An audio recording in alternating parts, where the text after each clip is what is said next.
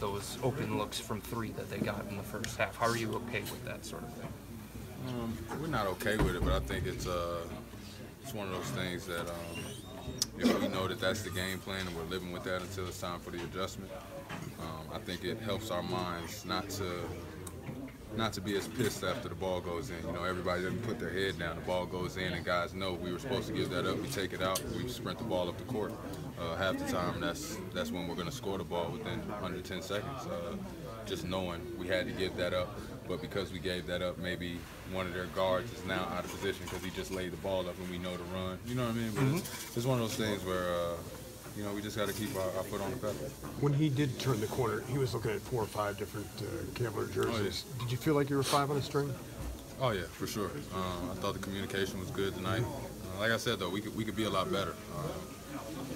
Even though we held them, you know, from shooting the ball from 3 the way they usually do. Right. We know that in game 2 they're going to shoot the ball better. They'll be a lot more calm, and they'll want to defend their home floor. So coming out of the next game, it's just got to be more attention to detail.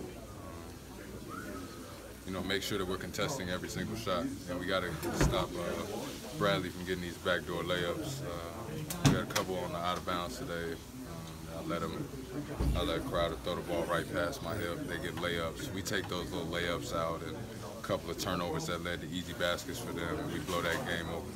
Kevin mentioned recently the communication verbally has really improved since the regular season. Is it organic, and why so has it developed now?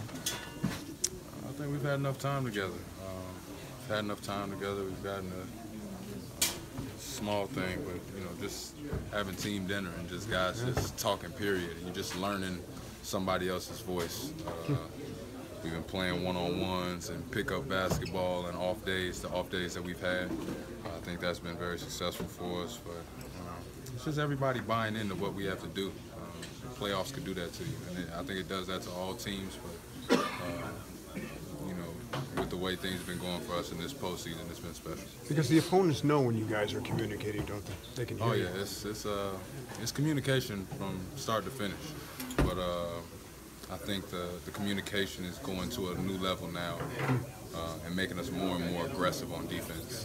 And when you're the aggressor on defense, usually it calls for a good game. LeBron recently praised you and JR's. LeBron recently praised you and JR's development, kind of in 3-and-D role. What are like the keys for you, like personally, like as an individual on the defensive end, growing into that? It's you know, an adjustment. You know, I'm one of those guys that I was always a rhythm guy, and I always had the ball, and I was always used to, you know, getting my rhythm and never having to force anything, never having to feel like I ran out of options with the ball. I think a lot of times this 3-and-D role can put you in some situations where you feel like, you know, you got the sideline, the baseline, the guy's cutting you off, and now you got to shoot a bad 3. And I think that with this team, with what we've done over time, is guys have learned that, yeah, you're in an uncomfortable position. We know we put you in that uncomfortable position, but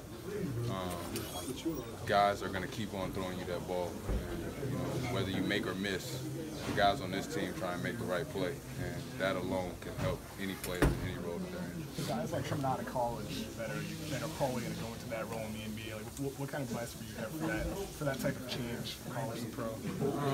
Just to make sure that you take it as a positive and you're adding something to your game. I think, especially for a guy coming out of college, if you get thrown into this role right away, you can reject it. You know what I mean? Because it can make you so uncomfortable and it makes you feel unaggressive. But you got to, you know, get to the point where you develop a mental where everything is for wins. As long as it's for wins, you can be fine. Given the way that you guys have been shooting the 3 coming into this series, it was probably just a matter of time before the opponent decided, hey, we're going to try and take away the 3. But were you surprised that Boston picked that poison? Allowed LeBron to go one-on-one, Kyrie to go one-on-one, Kevin at times to go one-on-one. Did you expect that? I thought we still made some threes. You did. In the second quarter, you started to.